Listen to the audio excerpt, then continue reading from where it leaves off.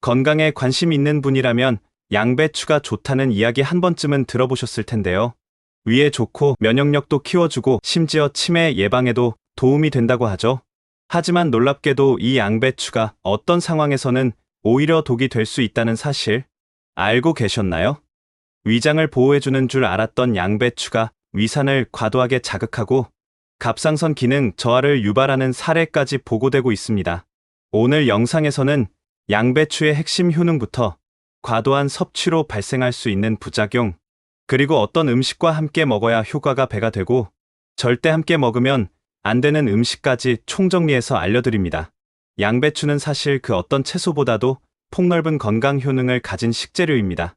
먼저 양배추의 가장 대표적인 효능은 바로 위장 보호 작용입니다. 양배추에는 비타민 U라고 불리는 성분이 들어있는데 이 성분은 위 점막을 재생시키고 위염, 위궤양 증상을 개선하는 데 큰 도움이 됩니다. 일본에서는 이 비타민 U를 기반으로 한 위장약 카베진이 시중에 판매되고 있을 정도입니다. 그리고 비타민 C, K, 설포라판, 루테올린 같은 항산화 성분들도 매우 풍부합니다. 이런 성분들은 체내 활성산소를 제거해 세포 노화를 막고 염증을 줄이며 심혈관 질환, 암, 치매 같은 질환의 예방에도 도움이 됩니다. 양배추에 들어있는 칼륨 역시 중요한 성분입니다. 칼륨은 몸속의 나트륨을 배출시켜주며 혈압을 낮추는 역할을 합니다. 특히 짠 음식을 자주 먹거나 혈압이 높은 분들에게는 필수적인 미네랄입니다. 양배추는 소화기계뿐 아니라 뇌 건강에도 효과가 있습니다. 그 핵심은 비타민 K와 설포라판이라는 두 가지 성분입니다. 비타민 K는 단순히 혈액 응고에만 작용하는 것이 아니라 뇌세포 간 신경 전달 기능을 도와 인지 능력을 유지하는 데 중요한 역할을 합니다. 또한 설포라판은 강력한 항산화제이자 항염 성분으로 뇌내 염증 반응을 줄여 치매 발병 위험을 낮추는 데 기여합니다. 2018년 미국 하버드대 연구에서는 정기적으로 녹색 채소를 섭취한 고령자 그룹에서 인지 능력 저하 속도가 평균 11년 이상 늦춰졌다는 결과가 발표되기도 했습니다. 즉, 양배추는 단순한 샐러드용 채소가 아니라 뇌 기능 유지에 기여하는 기능성 채소로 볼 수 있습니다. 그렇다면 이렇게 좋은 양배추가 왜 위험할 수 있다는 걸까요? 여기에는 몇 가지 분명한 이유가 있습니다. 첫째, 위산 과다 자극. 양배추는 위 점막을 보호하지만 과다 섭취 시 위산 분비를 자극할 수 있습니다. 특히 위산 역류나 속쓰림이 잦은 사람의 경우 양배추를 과하게 먹었을 때 오히려 증상이 악화되는 경우가 많습니다. 영국 위장병학회 보고서에 따르면 양배추를 다량 섭취한 역류성 식도염 환자 중 약 20%가 증상이 심화된 것으로 나타났습니다. 두 번째, 복부 팽만감과 소화불량.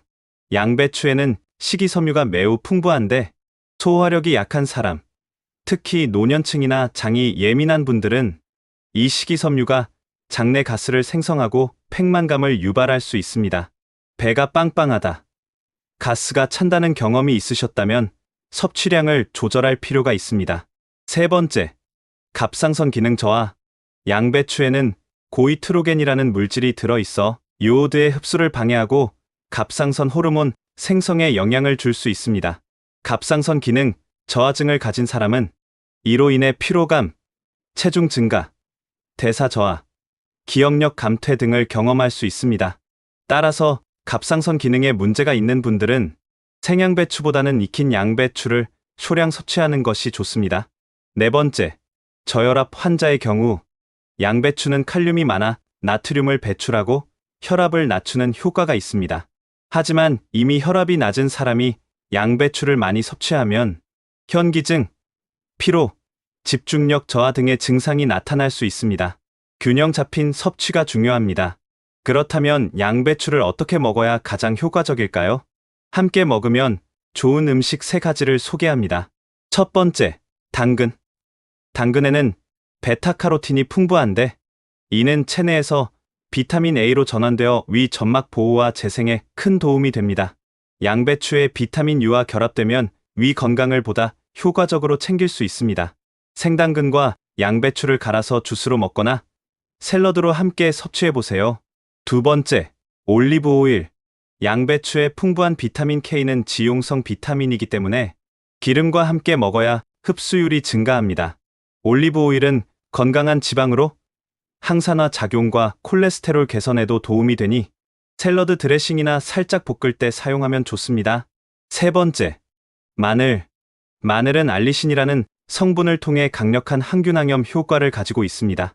양배추와 함께 섭취하면 장내 유익균을 늘려주고 면역력 강화, 감기 예방에도 도움이 됩니다. 볶음 요리나 절임 반찬으로 활용해 보세요. 양배추와의 궁합이 나쁜 음식도 있습니다. 오히려 양배추의 효과를 상쇄시키거나 부작용을 일으킬 수 있으니 주의하세요. 첫 번째, 생선. 생선은 요오드가 풍부한 식품이지만 양배추 속 고이트로겐은 요오드의 흡수를 막아 갑상선 기능 저하를 유발할 수 있습니다. 갑상선에 민감한 분은 생선과 양배추를 함께 먹는 것을 피해야 합니다. 두 번째, 우유. 양배추의 식이섬유는 소화에 시간이 오래 걸리는데 우유에 들어있는 락토스는 소화가 어려운 성분입니다. 이 두 가지가 만나면 소화불량, 복부 팽만, 가스 등을 유발할 수 있습니다. 특히 유당불내증이 있는 분들은 반드시 피해야 할 조합입니다. 세 번째, 짠 음식. 양배추의 칼륨은 나트륨을 배출해 혈압을 낮추는 효과가 있습니다. 하지만 짠 음식과 함께 섭취하면 혈압이 다시 상승하고 양배추의 효과가 상쇄될 수 있습니다. 김치, 젓갈류, 짠 국물 등과는 함께 먹지 않는 것이 좋습니다. 그렇다면 이 양배추, 하루에 어느 정도 먹는 게 적당할까요? 보통 성인 기준으로 하루 100에서 200 정도가 가장 이상적인 양입니다. 생으로 드실 때는 100 정도면 충분하고요. 익혀 드실 때는 조리 과정에서 수분이 날아가니까 150에서 200까지도 괜찮습니다. 또 이런 질문도 많이 하시죠? 양배추는 식전에 먹는 게 좋나요? 식후에 먹는 게 좋나요? 정답은 상황에 따라 다릅니다. 식전에 먹으면 포만감을 줘서 식사량 조절에 도움이 되고 식후에 먹으면 소화 기능과 배변 활동을 촉진하는 데 유리합니다. 둘 다 효과가 있어서 목적에 맞게 선택하시면 됩니다. 그리고 또 빠지지 않는 질문. 양배추는 생으로 먹는 게 좋나요? 익혀 먹는 게 좋나요? 이 부분은 건강 상태에 따라 달라집니다. 위장이 튼튼하고 소화력이 좋은 분이라면 생으로 먹는 게 비타민 손실 없이 좋습니다. 하지만 속이 약하거나 갑상선에 문제가 있는 분들은 반드시 익혀서 드시는 게 안전합니다. 이때는 물에 오래 삶는 것보다는 살짝 데치거나 찜기에서 2-3분 정도만 찌는 방식이 좋습니다. 이렇게 하면 영양소 손실도 줄이면서 소화 흡수도 좋아지니까요. 양배추, 매일 먹어도 괜찮은가요? 네, 가능합니다. 특별한 알레르기나 질환이 없다면, 적정량만 지킨다면 매일 드셔도 괜찮습니다.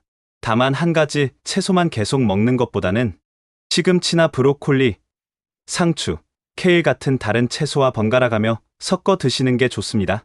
몸은 다양한 영양소를 고루 섭취할 때 가장 건강해지니까요. 양배추는 분명 건강에 좋은 슈퍼푸드입니다.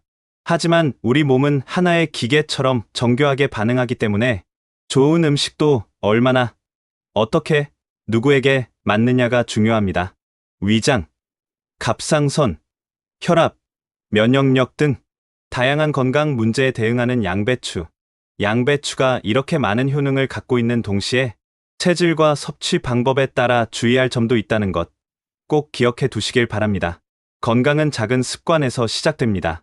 양배추 한 접시라도 제대로 알고 먹는다면 위장, 갑상선, 면역력까지 지킬 수 있답니다. 앞으로도 여러분의 건강을 위한 정확하고 실용적인 정보로 찾아뵐게요.